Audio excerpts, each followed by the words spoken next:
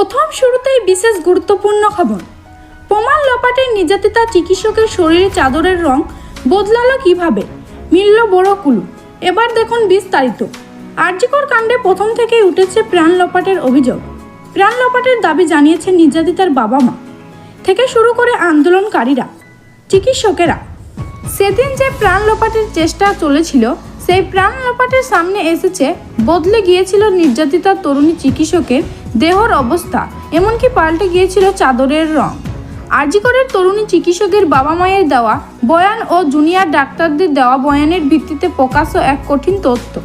আরজিকরের জুনিয়র ডাক্তারের বয়ান অনুযায়ী প্রথম যখন তারা ওই পড়ুয়া চিকিৎসকের দেহ দেখেছিলেন, তখন তার দেহ ছিল নীল রঙের ম্যাজিস্টারের উপর, শরীরে ছিল নীল রঙের চাদর। চার চলার ওই সেমিনার রুম বা অকুস্থলের একটি ছবি সোশ্যাল মিডিয়ায় ছড়িয়ে পড়েছে। সেখানে দেখা যায় নির্যাতিতার শরীরের উপর নীল চাদর জড়ানো, অথচ যখন নির্যাতিতার দেহ তার বাবা মাকে দেখতে দেওয়া হয়, তখন বদলে গিয়েছিল চাদরের রং। মৃত চিকিৎসকের বাবা মা দেওয়া বয়ান অনুযায়ী তাদের মেয়ের গায়ে ছিল সবুজ রঙের এক চাদর।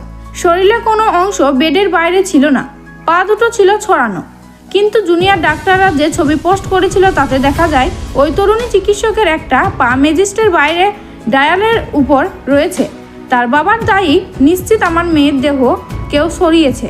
হাসপাতাল থেকে ফোন পাওয়ার পর বেলা 12:10 নাগাদ হাসপাতালে পৌঁছে গিয়েছিল নির্যাতিতার বাবা মা, কিন্তু মেয়েকে দেখতে দেওয়া হয় দুপুর 3:30।